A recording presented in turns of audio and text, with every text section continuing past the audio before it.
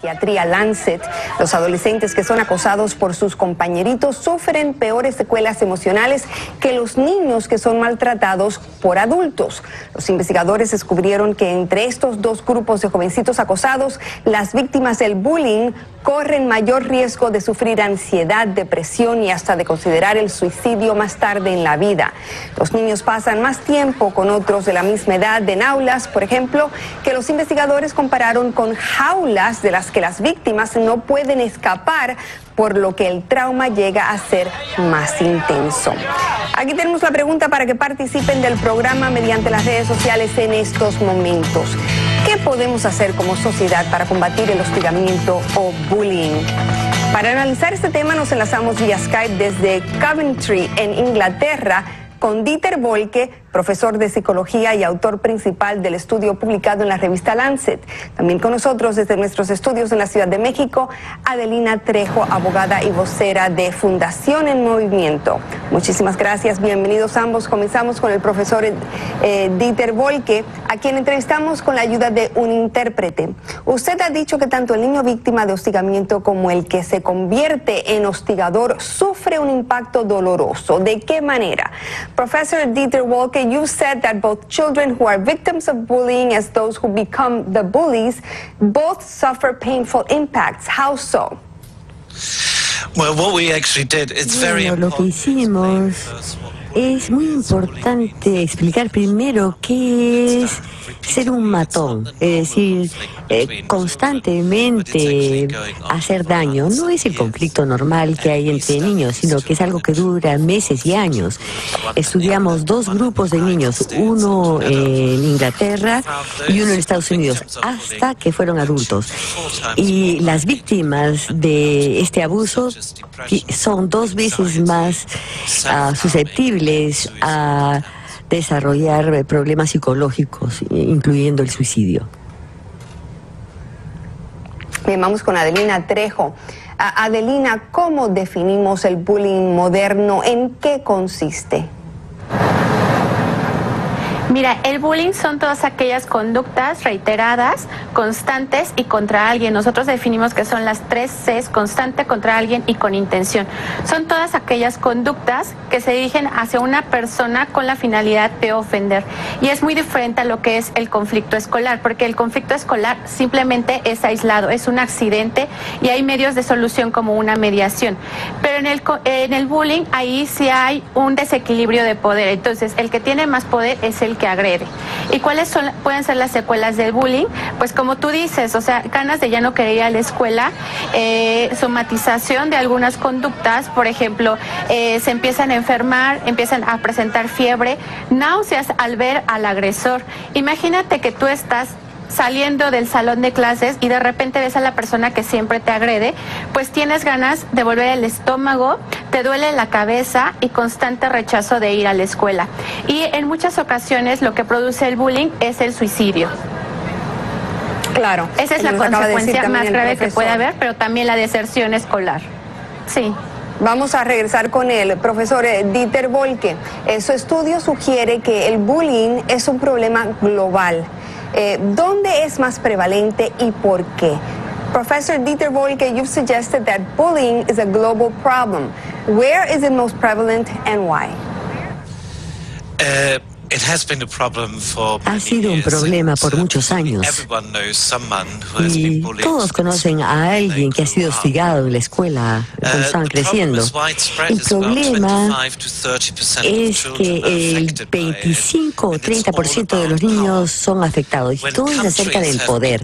Cuando los países se han comparado por todo el mundo con respecto a las tasas de hostigamiento, las más altas se han encontrado en los países donde hay las mayores diferencias entre los ricos y los pobres.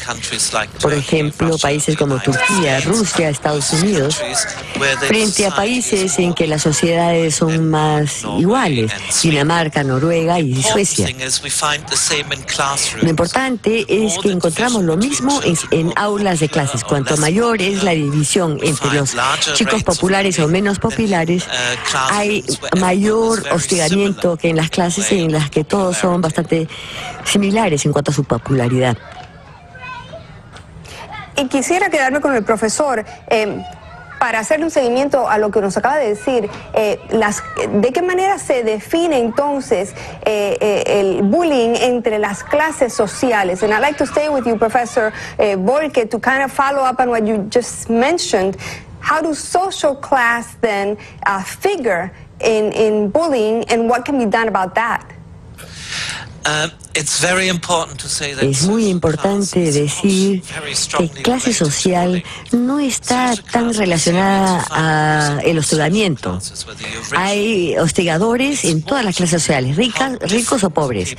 Más tiene que ver con la diferencia entre la gente en un mismo país, la diferencia entre los más ricos y los más pobres, porque se sanciona mucho más que está bien, digamos, llegar hasta arriba. Ahora, en clases o en aulas donde la gente es muy similar en cuanto a su popularidad, o en países donde hay una gran similaridad entre los ricos y pobres, las diferencias son menores. Por ejemplo, los países escandinavos, y hay un menor índice de hostigamiento. Así que no tiene que ver con clase social, sino cuán dividida es una aula o una sociedad o una región. Muy bien, vamos con Adelina Trejo. ¿De qué manera puede ser diferente, Adelina, el hostigamiento hoy en día que quizá en generaciones anteriores, cuando se consideraba casi un rito de adolescencia que ayudaba a crear fortaleza, carácter, el hecho de que los muchachos se enfrentaran en el patio del colegio y se dieran un par de puños? Mira, ahorita, ¿por qué lo vemos el aumento? Porque 7 de cada 10 niños están sufriendo bullying. La edad de inicio es de 5 años, a partir de los 5 años, y no hay respeto por los niños más pequeños.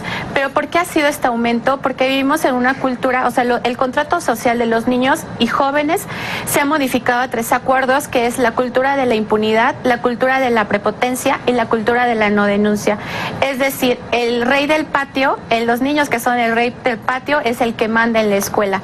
Ahorita que estabas hablando acerca de dónde se comete el bullying, las encuestas que levantamos en Fundación En Movimiento nos dicen que el primer lugar en hacer bullying es el salón de clases, después le sigue a la hora del recreo, después a la hora de la salida y después en los pasillos. Entonces también es indispensable que un maestro siempre está al pendiente de sus alumnos. Asimismo, ¿qué es lo que ha influido para que los niños sean más violentos? Pues es a través de la alimentación, que hay muchas azúcares refinadas, harinas refinadas y azúcares, que hace que los niños estén más violentos. ¿Por qué? Porque tienen más energía. También los videojuegos que están jugando no son conforme a la clasificación de su edad, y eso hace que ellos empiecen a ver como la violencia como algo normal. Entonces, ¿qué son las recomendaciones que nosotros les damos a los papás? Que cuiden la alimentación de sus niños, que cuiden la interacción con los videojuegos, que los videojuegos sean acordes a su edad, y también los programas que ven en la televisión. Muy bien. También cualquier indicio de que... Okay. Por último, quisiera preguntarle al profesor, y muy rapidito, si existe un llamado a la acción. And finally, I'd like to ask you, Professor Volke, if there's a call to action here.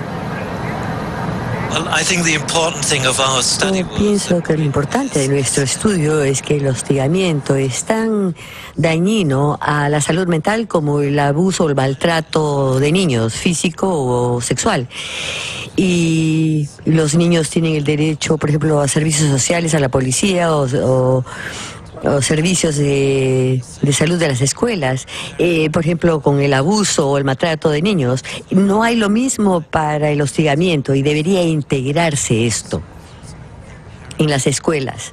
Muy bien. Y las escuelas y los padres deberían trabajar juntos para ayudar a esos niños. Muy bien, muchísimas gracias al profesor Dieter Volke y también a Adelina Trejo. Un gusto compartir con ustedes en el programa. Y pasamos directamente ahora a Twitter, donde ustedes del otro lado de la pantalla también...